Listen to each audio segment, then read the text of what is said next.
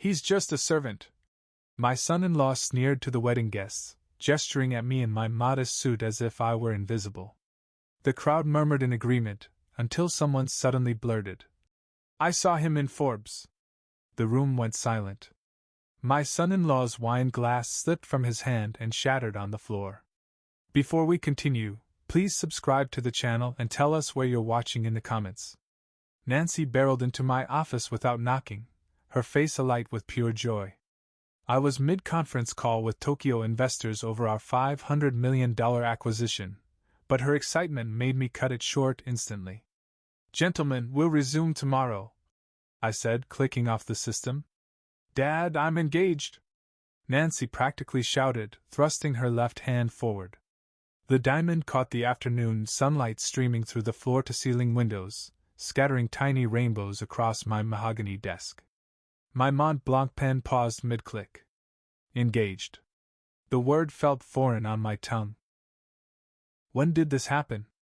Yesterday. Rick proposed in Bryant Park during lunch. It was perfect, Dad. He had a whole speech prepared about our future together. She sank into the client chair opposite my desk, her designer jeans and silk blouse clashing with the corporate seriousness around us. I studied her face. Nancy had mentioned Rick off and on over the past 6 months, but I knew almost nothing about him beyond his name and profession. "Tell me about him again." Rick Morrison.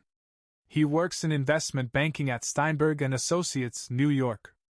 Her nervous laugh made me lean forward. "He's amazing, Dad, ambitious, charming, everything I've ever wanted." "And his family?" Her expression shifted briefly. "They're lovely people.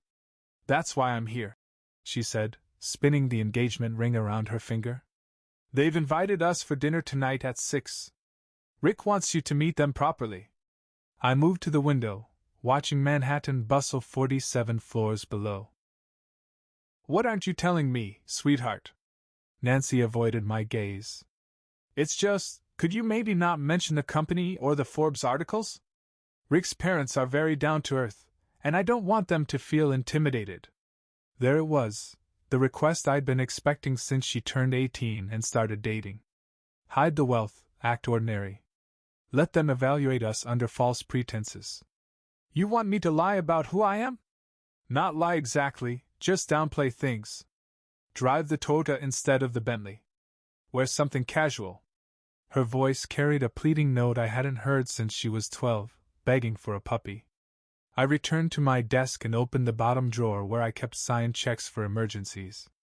"Nancy, if this man truly loves you, shouldn't he accept all aspects of your life?"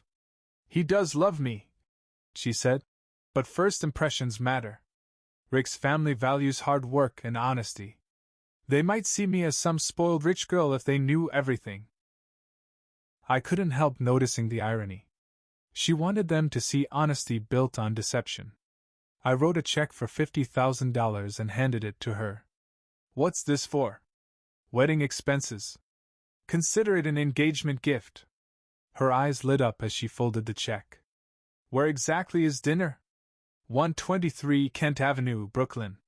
Rick's family home. Tom and Mary Morrison. 6 o'clock sharp. She leaned forward to kiss my forehead. "Thank you for understanding, Dad. This means everything to me." After she left, I stared at the address written on my notepad. Thoughts swirled, recalling Elizabeth's wisdom about how true character shows when people think no one important is watching. Perhaps it was time for a different kind of test. I loosened my tie and unbuttoned my jacket, the weight of Nancy's request settling over me like a familiar burden. The Tokyo conference system still blinked on my desk, a reminder of the empire I had built from nothing. Turning to the floor-to-ceiling windows, I caught my reflection against the Manhattan skyline, the same face that had graced Forbes covers, but underneath, the memory of a 28-year-old with $500 and a revolutionary AI algorithm. Elizabeth's photo smiled at me from its silver Tiffany frame. "What would you do, my love?" I whispered to the empty office. I remembered those early days, sleeping on a futon in my first office, surviving on ramen, writing code for 18 hours straight, while Elizabeth brought me coffee and encouragement. She had believed in New Rock when venture capitalists laughed at my presentations. Character shows when people think nobody important is watching, she used to say. Money doesn't change who someone is, George. It only reveals it. The drive up to my penthouse gave me time to think. Even Park Avenue's polished charm couldn't calm the storm coiling in my chest. Nancy deserved happiness, but she also deserved shielding from anyone who might see her as a trophy rather than a person. Inside my 3,000-square-foot retreat overlooking Central Park, I found myself drawn to Elizabeth's jewelry box on the dresser. Her engagement ring still rested in its velvet slot, a modest solitaire I had saved 3 months to buy. She cherished it more than any diamond I could have purchased later. The wall safe behind the Monet held my most treasured items, our wedding photos, the first drawing I'd done in New York, Elizabeth's final letter. But today, I needed something else entirely. In the walk-in closet, behind rows of bespoke suits, hung a garment I had nearly forgotten, a bargain Target suit bought years ago for a charity event, where executives dressed down to understand hardship. I had worn it once, hated every synthetic thread, but kept it tucked away. Now it might serve a new purpose. I picked up my phone and scrolled through Rick Morrison's LinkedIn. Investment banking at a mid-level firm, decent but unremarkable achievements, buzzword-heavy language about leveraging synergies. Nothing remarkable, nothing hinting at greed, yet nothing particularly impressive either. The Forbes profile about me was easy to find: George Hartwell, tech innovator, from startup to $2.3 billion empire. The image captured my usual confident posture. The caption highlighted my philanthropy and status as a widowed father raising Nancy alone. If Rick had looked carefully, he would know exactly who NY's father was. But would his family?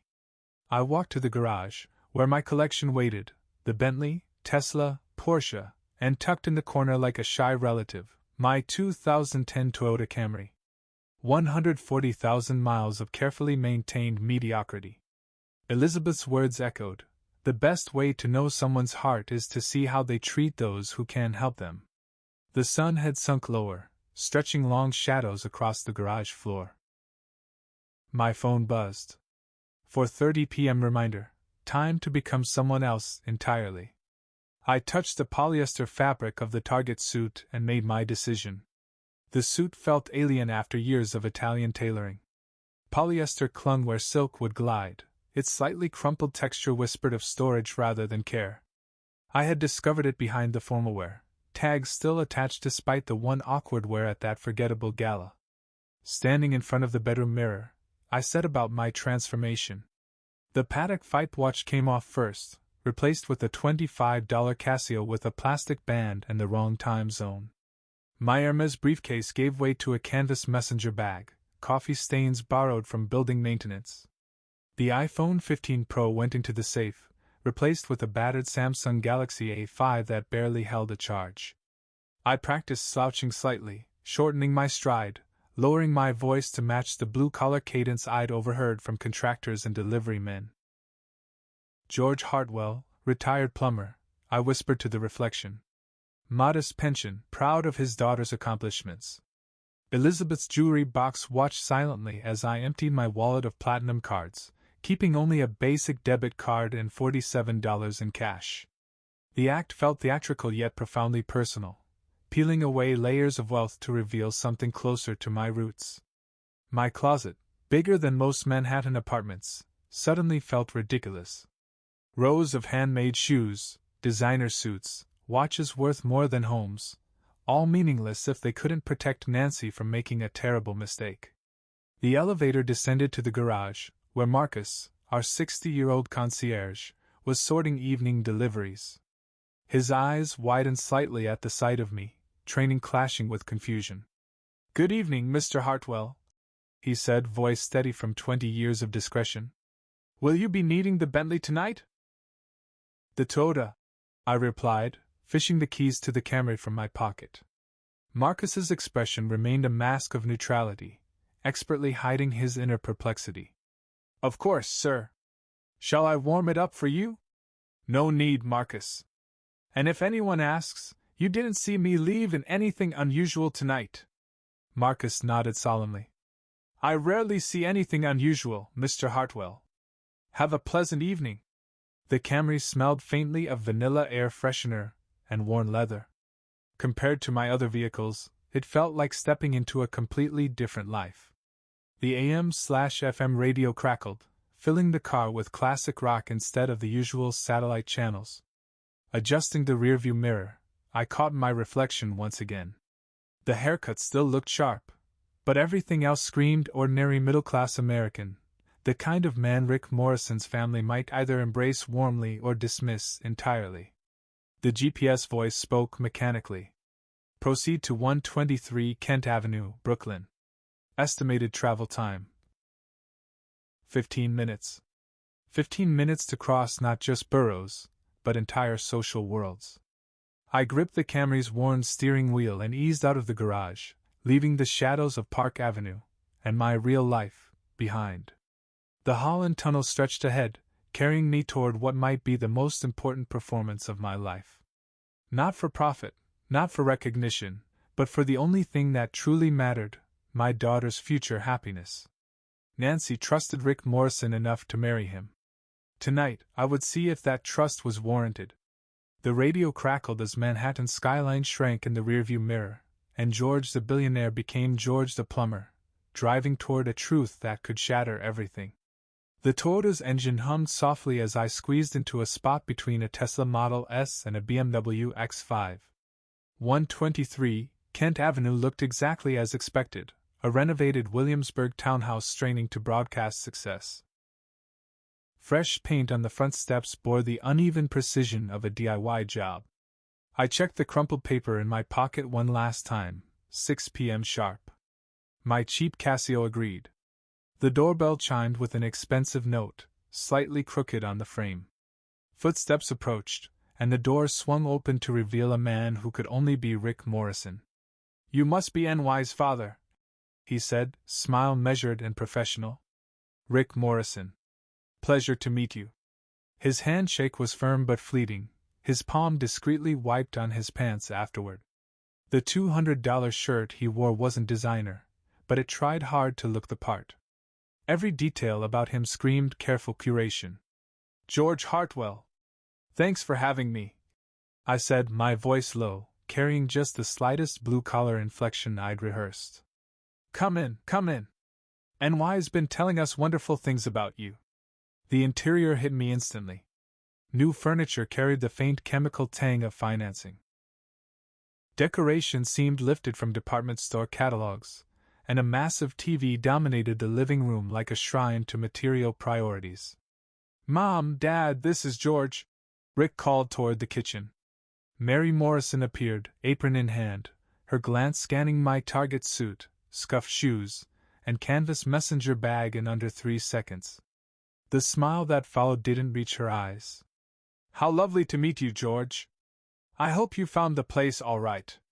GPS got me here just fine, ma'am. Beautiful neighborhood you've got, certainly up and coming, I said, letting her subtly claim credit. Tom Morrison emerged from the living room, lowering the TV just slightly. He offered a curt nod in my direction before focusing entirely on Nancy. Nancy, sweetheart, you look radiant. Engagement suits you. I watched the family dynamics unfold like a well-rehearsed play. Tom's casual wear was clearly his best outfit. Mary's jewelry masqueraded as heirlooms. Rick's cologne was just strong enough to assert dominance. Please sit down. Mary gestured toward the least comfortable chair, its legs slightly wobbly, the one designated for guests. The living room showcased their priorities perfectly. Books displayed but unread, dust on spines proving decoration, generic brand items hidden behind name-brand facades. Everything designed to impress. Nothing genuine. Rick settled into his favorite chair, asserting unspoken authority. Nancy mentioned you're retired. What line of work were you in?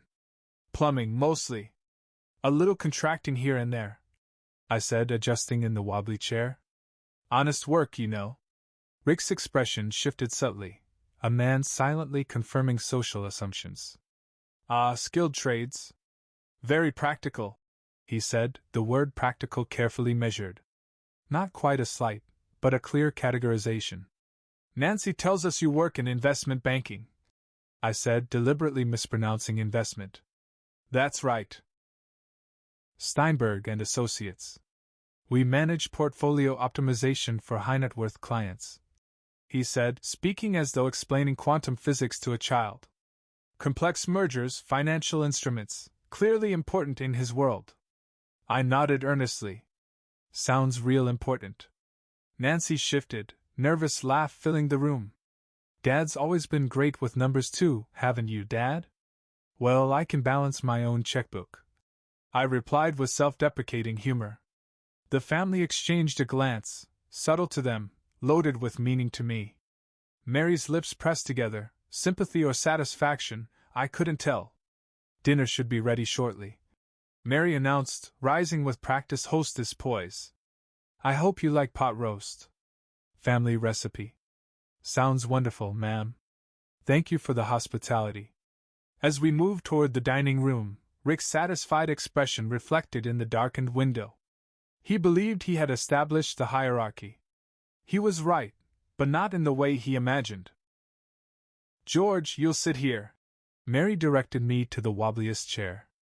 The dining room continued the townhouse's theme, expensive looking, affordable sophistication. Mismatched china masquerading as sets. Silverware polished but from different eras. Wine glasses used for water, a centerpiece elaborate until inspected closely. Dim lighting meant to mask the synthetic feel of everything.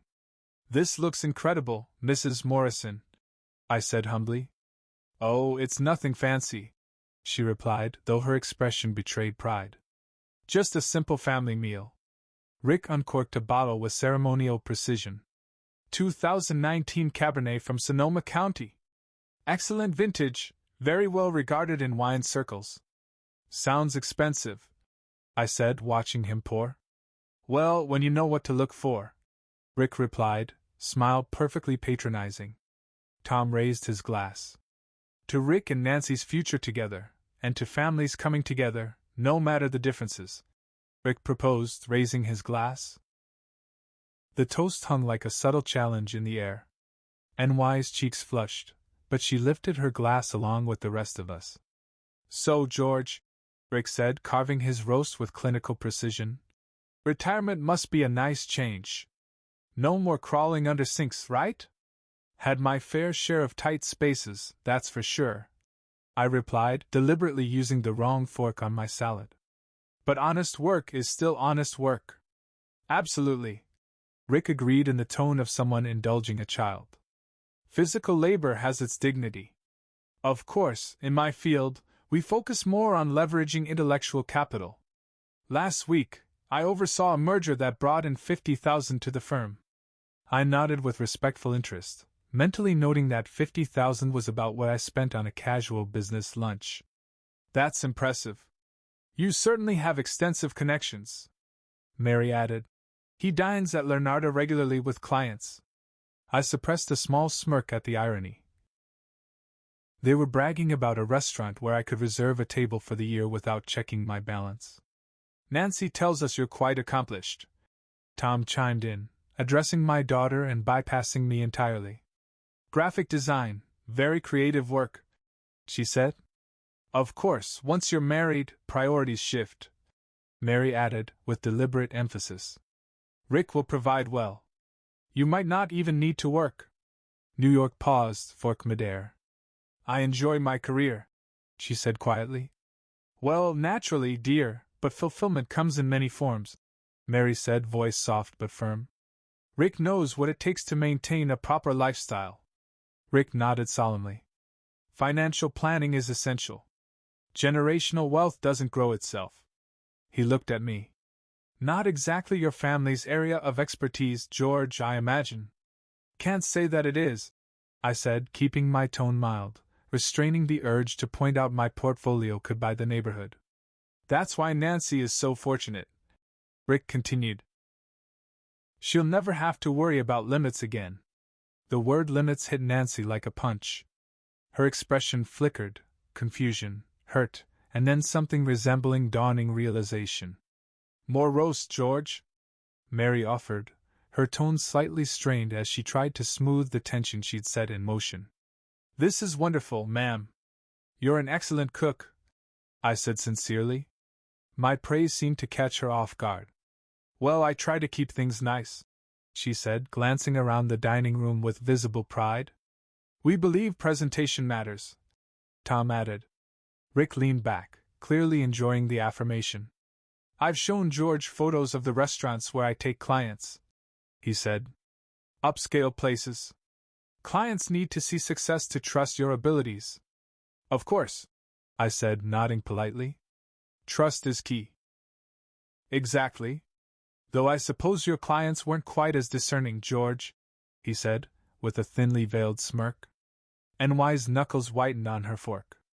Rick, I'm just saying different worlds require different skills, he added, teeth bared in a polished smile. She's moving up now. The phrase moving up echoed in the sudden quiet. Even Tom shifted awkwardly. Coffee in the living room? Mary suggested quickly, rising to clear plates. Perfect, Rick agreed, standing and straightening his shirt. Dad, didn't you want to show George your Cadillac photos? Oh, yes. Tom brightened. Wait until you see this beauty, George. 15 years old, pristine condition. Real luxury car. As we walked to the living room, I caught NY's expression, embarrassment mixed with dawning understanding. Painful to watch. The photo album lay open on the coffee table like a sacred text. This is my pride and joy, Tom announced, pointing to shots of his 15-year-old Cadillac. Leather seats, premium sound, every luxury feature. He described each detail with the enthusiasm of someone showcasing a rare artifact, unaware that most were now standard in entry-level cars. Very nice, I said diplomatically. Cost me $35,000 when new, Tom said proudly. Real money back then. Rick settled into his chair, the one clearly marked for him, satisfaction written across his face. George, I want you to know I take my responsibilities seriously. Nancy will never want for anything. His tone carried the weight of a royal decree. I understand her background might make this transition challenging, but I am committed to elevating her lifestyle appropriately. New York drew in a sharp breath, loud enough to cut across the room. I'll make sure she has access to the right social circles, the proper cultural experiences. Rick continued, completely oblivious to his fiancée's growing discomfort. Someone from her background can't be expected to navigate these waters on her own. That was the moment NY's expression truly shifted. The love-struck optimism she'd worn all evening cracked, revealing something raw and unguarded underneath. We should go, she said softly, rising abruptly. Oh, leaving already? Mary's disappointment sounded sincere. I was hoping we'd have a bit more time to get acquainted. I stood slowly, the chair protesting under me with a loud creak. Thank you for dinner, Mrs. Morrison. Everything was excellent. The family's perfunctory goodbyes felt rehearsed, polite rituals barely masking their relief. Rick didn't even walk us to the door, a level of snub that would have been unthinkable in any social circle I knew. Nancy retrieved her light sweater from the coat closet in silence. My own cheap jacket hung alone on the expensive rack, a solitary white flag. Outside, the cool evening carried the ordinary sounds of Brooklyn. Couples walking dogs, laughter spilling from restaurant patios, distant traffic hum. Our Toyota looked painfully out of place among the meticulously curated cars lining the street. Nancy, I began gently. Don't. Her voice was tight, controlled, brittle. Just don't start. Did you hear the way he talked about you? About us? She spun toward me, tears already forming. He loves me, Dad. They're just protective of their family. Protective? I kept my voice calm, though anger boiled beneath the surface. Sweetheart, that man spent 2 hours telling everyone how inadequate your father is and how lucky you are to escape your roots. You don't understand. The words burst from her. This is exactly what I was afraid of. You judging them. Them judging us. Nobody giving anyone a real chance. I gave them a chance, I said, voice low but firm. I sat there for 2 hours while they insulted everything about who we are. Who we are? New York laughed bitterly. Dad, you drove here in a 20-year-old car wearing a Target suit. That's not who we are. The irony landed like a blow. No, it's not. But Rick doesn't know that. And he treated me that way anyway. He was nervous. Meeting parents is stressful. Nancy, listen to yourself. You're making excuses for a man who spent dinner telling everyone you're moving up in the world by marrying him. Maybe I am. Her voice broke. Maybe this is my chance to build something better. Better than what? Better than me? The question hung between us, sharp and heavy. NY's face crumpled, but her voice stayed defiant. Better than hiding who I am because you think money corrupts everyone. Better than pretending to be someone I'm not because you can't trust me to make my own choices. This isn't about trust, sweetheart. This is about character. His character. No, Dad. This is about control. You can't stand that I chose someone you didn't pick. You can't stand that I might love someone who doesn't worship your approval. Nancy, I'm 28. I'm not your little girl anymore, and Rick is not a gold digger who needs your approval. If you marry him, you'll spend your life apologizing for who you were. If you don't, you'll spend your life wondering if you gave up your happiness to make me feel better about being alone. The words hit like a physical force. NY's hand flew to her mouth, too late. I'm sorry, she whispered. I didn't mean that. But she had. We both knew it. If you can't support my decision, maybe you shouldn't come to the wedding. She ran toward the house, her footsteps sharp against the concrete steps. The front door closed with finality, leaving me alone under the streetlight beside my nondescript car. Inside the Toyota, I sat in silence, absorbing the aftermath. The worn seats, basic radio, receipts scattered across the dash, all props in a performance that had revealed more than I intended. My phone read 9:15 p.m. The test was over. The real consequences were only beginning. The engine rumbled to life, rough and familiar, a stark contrast to the smooth purr of my Bentley waiting in a Park Avenue garage. I adjusted the rearview mirror and caught my own reflection, still George the plumber, still wearing the costume that had forced truths into the light. Pulling away, I glanced one last time at the Morrison house. Light spilled from the windows, likely dissecting the evening, analyzing the hapless father who dared enter their refined world. The drive through Williamsburg felt like passing between universes, artisanal coffee shops and overpriced restaurants that Rick probably admired, giving way to the Brooklyn Bridge and the Manhattan skyline, a reminder of who I really was. Traffic crawled toward the bridge. Stop. Go. Stop. Go. The evening rush hour pinned me between two worlds, both literally and metaphorically. Around me, sleek sedans and luxury SUVs ferried their owners home to lives of ease while I sat in my deliberate disguise, replaying the confrontation with Nancy in my mind. Halfway across the bridge, I pulled into the legal viewpoint area, letting the engine hum. The East River stretched below, Manhattan's lights glimmering like shards of diamond on black water. This very view had been my inspiration in leaner years, back when I'd drive Elizabeth here in my beaten-up car, dreaming aloud of a future that seemed impossibly bright. I reached up and lowered the sun visor, revealing Elizabeth's photo tucked behind it, a small silver frame I had placed in every car I'd owned since her passing. Her patient, knowing smile looked back at me. She hates me right now, I muttered to the photo, my words barely audible over the bridge traffic. Our daughter thinks I'm a tyrant, incapable of letting her be happy. Elizabeth's imagined voice seemed to reply, gentle and familiar. Give her time, George. Love doesn't vanish overnight, even when it's hurt. But what if she was wrong? What if I'd pushed too hard, exposed Rick's flaws in a way that forced Nancy to pick sides? The memory of her running back to that house haunted me. It wasn't just anger in her eyes, it was disappointment. The radio crackled, an old song bleeding through the static. Our wedding song. Elizabeth had insisted on it, a corny, saccharine ballad, and I'd pretended to dislike it, secretly treasuring the way it made her smile. Now, it felt like a message from another world, or perhaps a cruel cosmic joke. I turned up the volume, letting the memory wash over me. Elizabeth in her simple dress, spinning in our tiny apartment kitchen, insisting we rehearse our first dance despite not being able to afford lessons. Character shows when nobody's watching, she'd said, laughing as I stepped on her toes. Tonight, Rick Morrison had revealed his character perfectly. So had I. The song ended, replaced by traffic reports and commercials. I put the car back in drive and merged toward Manhattan, passing under streetlights that highlighted couples heading home from dinner, ordinary people with ordinary problems.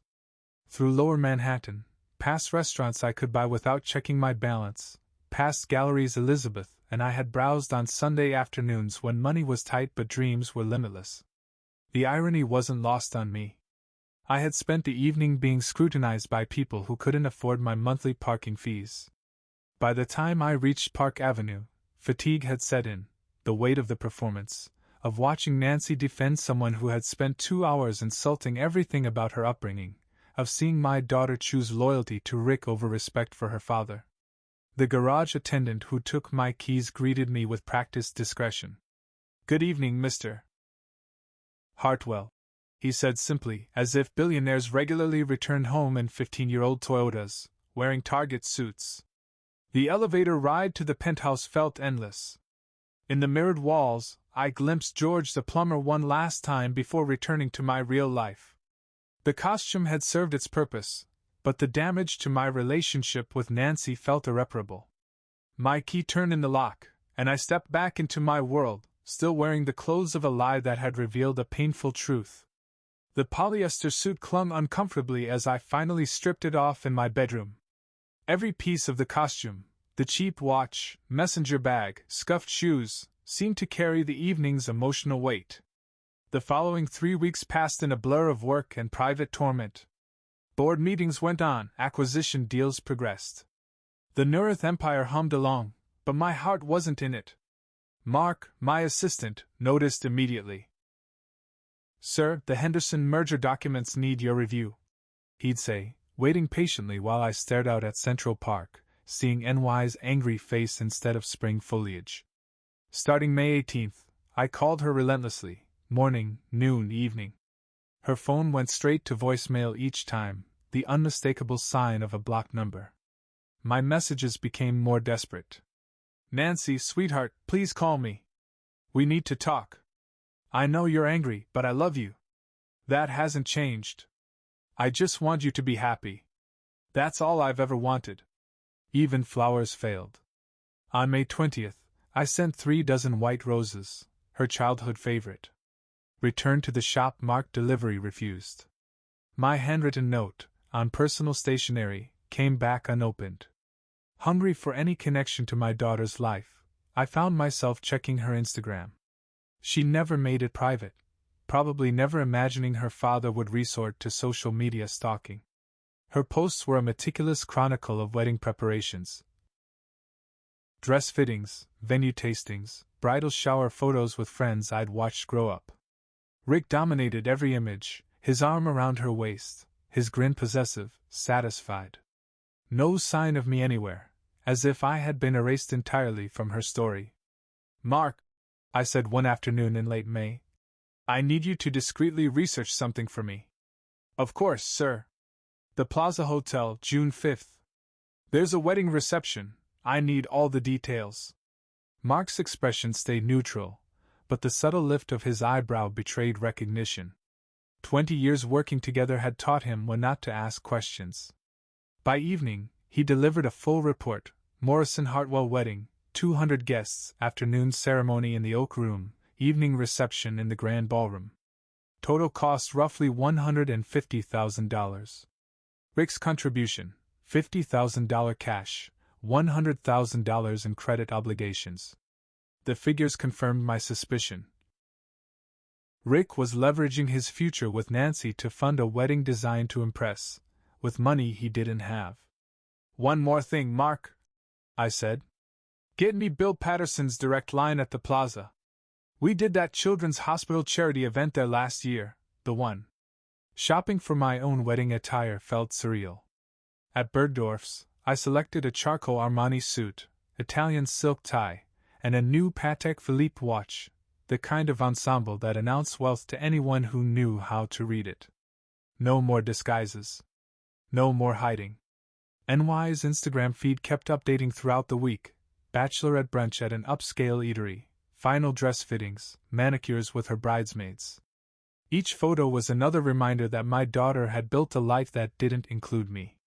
On June 4th, the night before the wedding, I sat in my study with Elizabeth's photo and a glass of 30-year-old scotch. "She doesn't want me there," I said softly to the image. "She's made that perfectly clear." Elizabeth's familiar, patient smile seemed to answer anyway. Sometimes love means showing up even when you're not wanted.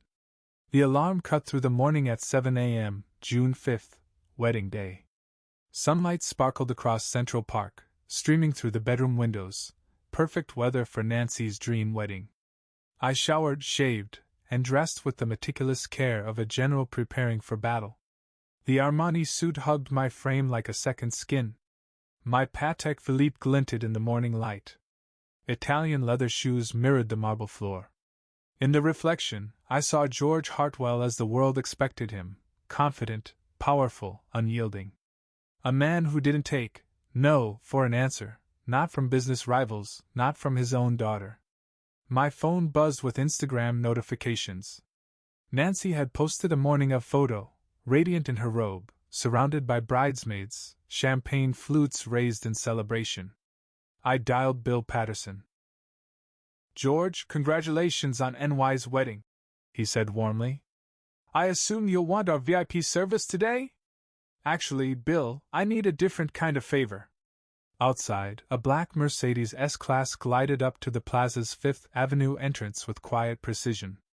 My chauffeur, crisp in white gloves, opened the door with perfect timing and practiced courtesy. Stepping onto the sidewalk, I felt the weight of my real self: $5,000 Armani, Patek Philippe catching the sunlight, shoes reflecting the plaza's marble. No more plumber disguise. No more polyester from Target. This was George Hartwell in full form. Billionaire. Tech mogul. The man whose photo graced Forbes covers. Other guests arrived in luxury vehicles: BMWs, Lexuses, Teslas. Designer gowns, tailored suits, carefully constructed appearances of wealth. None carried the understated confidence that comes from true fortune rather than imitation. Through the plaza's glass doors, the palm court glittered. Crystal chandeliers, palm fronds, afternoon tea that cost more than many earned in a week. String quartet music floated through the lobby. Photographers captured arrivals for NY's wedding album. The security checkpoint appeared around the corner, manned by a polite guard with an iPad guest list. "Good afternoon, sir." "Name, please." "George Hartwell." The guard scrolled, paused, scrolled again. "I'm sorry, sir. I don't see your name on our list. There must be a mistake." "I'm the bride's father," I said.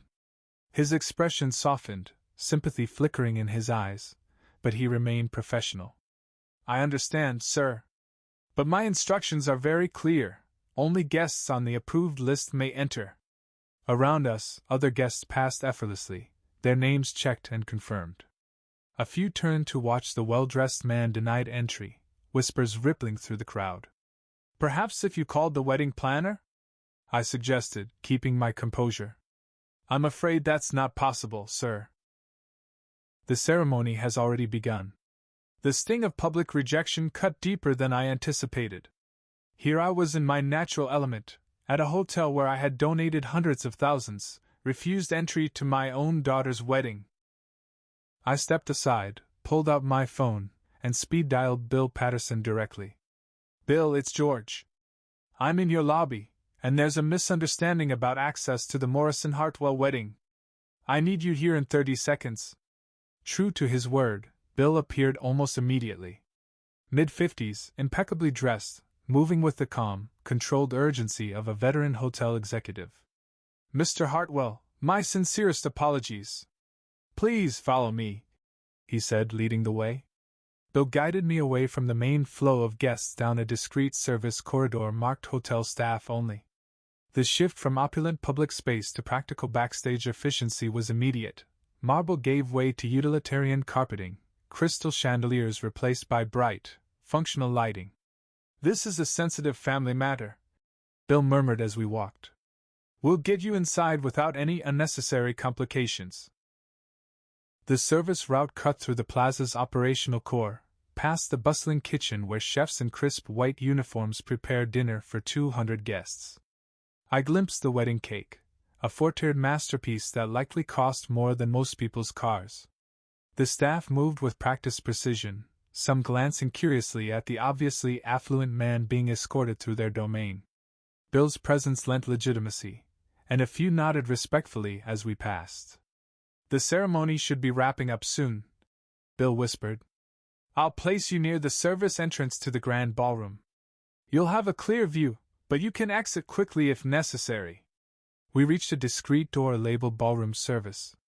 Bill's hand hovered over the handle. "Mr. Hartwell, are you sure about this approach? I could arrange a more conventional introduction with your daughter after the ceremony." "I've tried conventional, Bill. This is my final chance to see if I was right about her choice." He nodded, understanding, and opened the door. The grand ballroom stunned me. Crystal chandeliers spilled warm light over 200 elegantly dressed guests, elaborate floral arrangements that probably cost more than some people's yearly income, and a live orchestra performing a classical accompaniment to Nancy's wedding. And there she was, Nancy, radiant in her gown, standing beside Rick at an altar adorned with white roses and delicate baby's breath. Even from the edge of the room, her happiness was palpable, her joy almost luminous.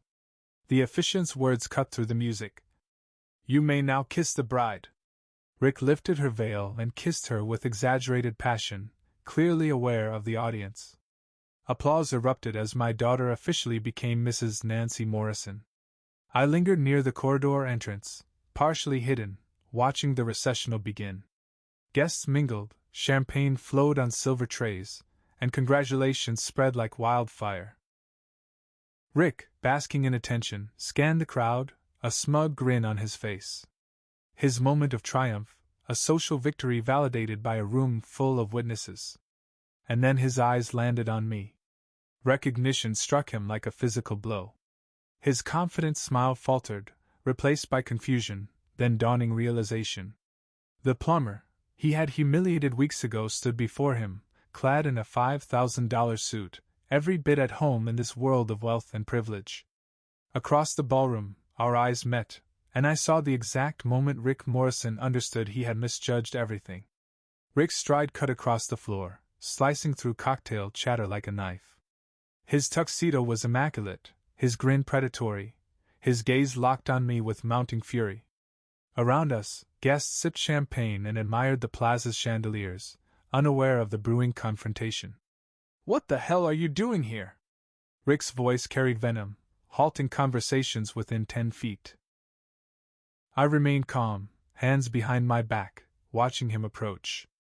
The Armani suit felt like armor. My Patek Philippe glinted in the light. For the first time in weeks, I was entirely myself. "I believe this is my daughter's wedding," I said evenly, measured, carrying the authority of a man accustomed to being obeyed. "Your daughter explicitly told you not to come." "Security!" Rick spun, looking for reinforcements. A small crowd was already forming. Guests, glasses in hand, turned to watch. I recognized the type, New York's social elite, feeding on drama and status.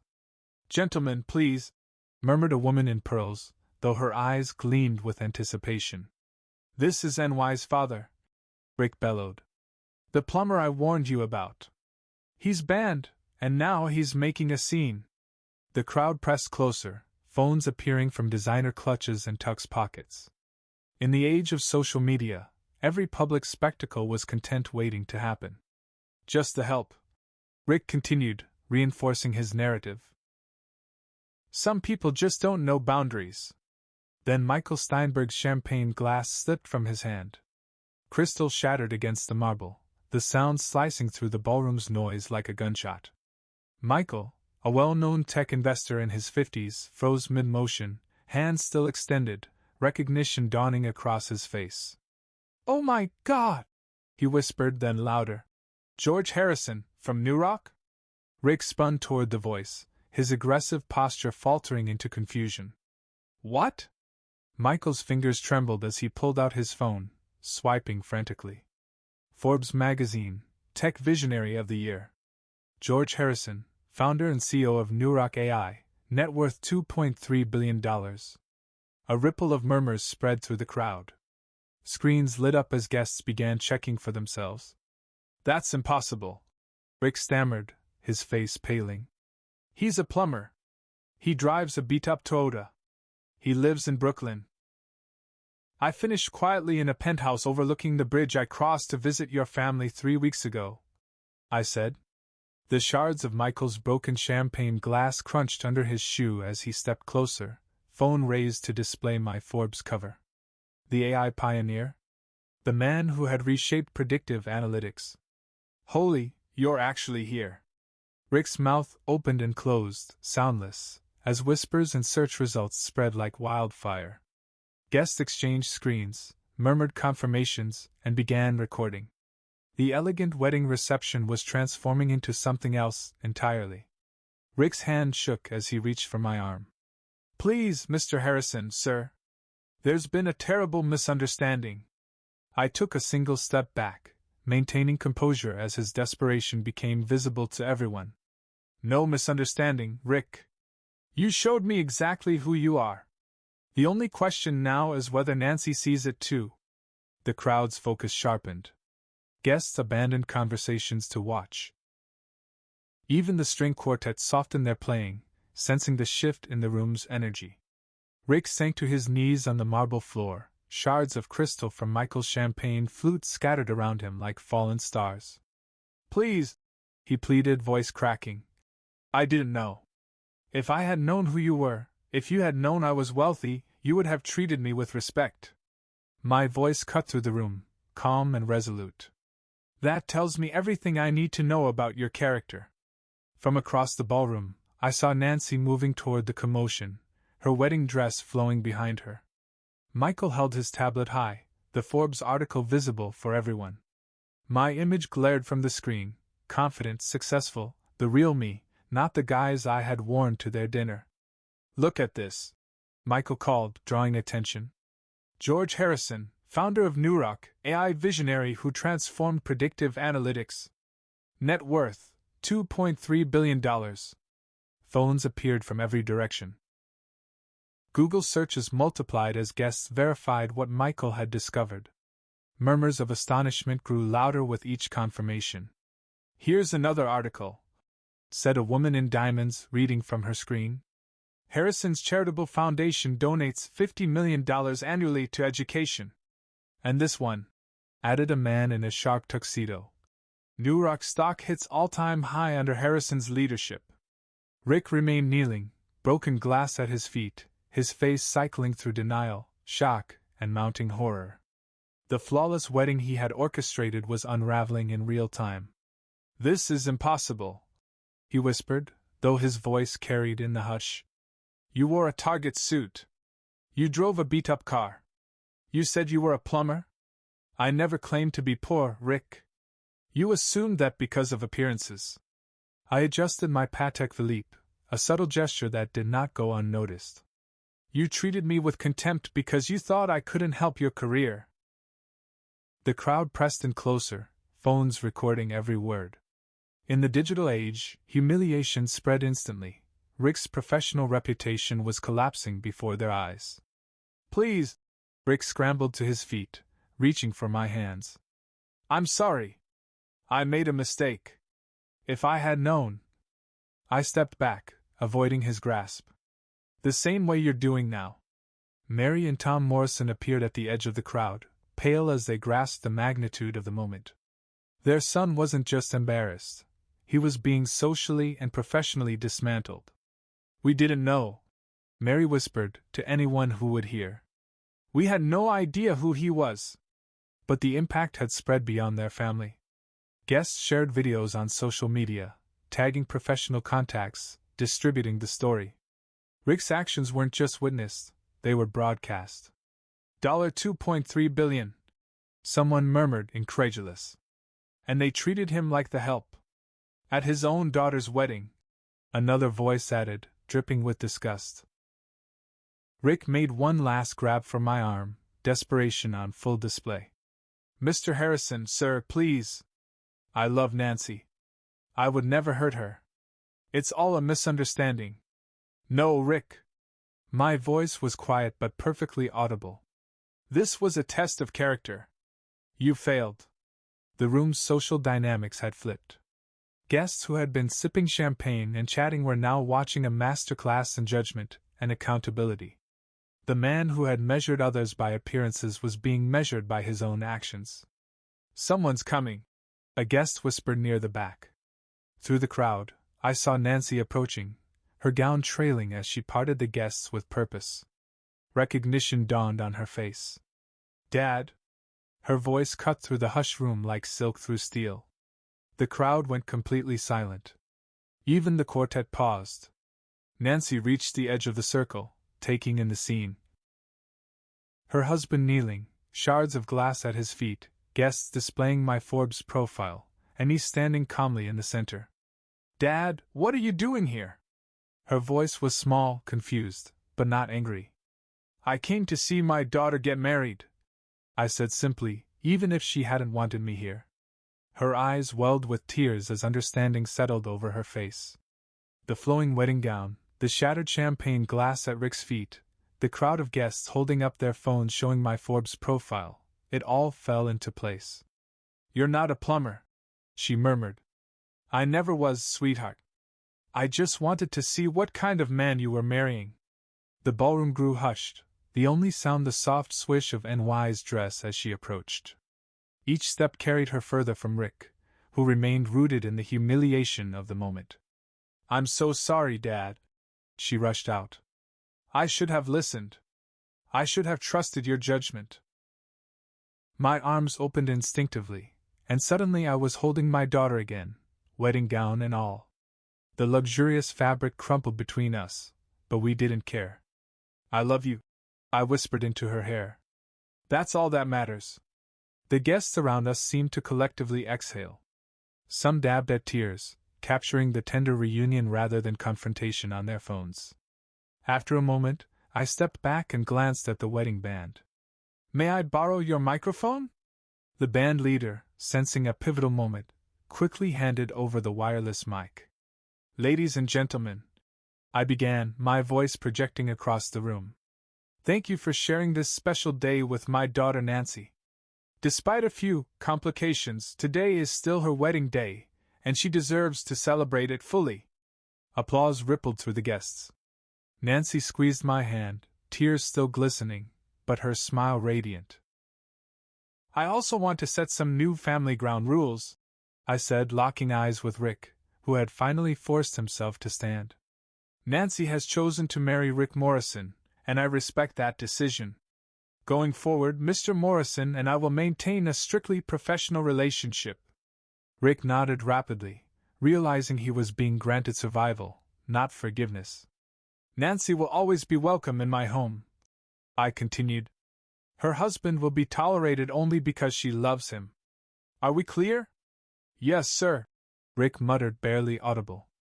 I handed the microphone back to the band leader and turned to Nancy. Now, would you honor me with a dance? I'd love to, Dad. As we moved to the dance floor, the crowd began to disperse, conversations resuming with a new energy. The revelation had provided months' worth of gossip, but the resolution satisfied everyone's sense of justice. The orchestra began a waltz. I guided Nancy through the steps we had practiced when she was 12, still believing her father knew everything. I really messed up, didn't I? She whispered. You fell in love. That's not a mistake. I spun her gently, her dress forming a perfect circle around us. But maybe next time, trust your old man's instincts about character. There won't be a next time. She laughed through tears. I'm married now. Yes, you are. And despite everything, I hope you'll be happy. From the corner of my eye, I saw Rick watching from the sidelines, his parents beside him, pale and shell-shocked. The Morrison family's social maneuvering had spectacularly backfired, but they would survive. Rick would stay married to Nancy, but under terms he never imagined. "Will you really let him come to family dinners?" Nancy asked. "If you want him there, yes. But he'll sit at the kids' table." Her laughter rang out, pure and joyful, filling the ballroom. Around us, guests returned to the celebration, now carrying a newfound appreciation for the drama they had witnessed. Social media posts were already circulating, not just the humiliation, but the heartfelt reconciliation. The Plaza Hotel had hosted countless weddings, but this one would be remembered, a father's love, a test of character, and proof that true class has nothing to do with wealth. As the song ended, I kissed NY's forehead. "Welcome to married life, sweetheart. Just remember, if he ever treats you badly, you know where to find me. I love you, Dad. I love you too. Now go enjoy your reception, you only get one wedding day." She returned to her new husband, who took her hand with obvious relief and gratitude. The celebration continued, but the balance of power had shifted irrevocably. Elizabeth would have been proud. If you enjoyed this story, please like the video, subscribe to the channel, and share your thoughts in the comments. To listen to the next story, click the box on the left. Thank you for watching.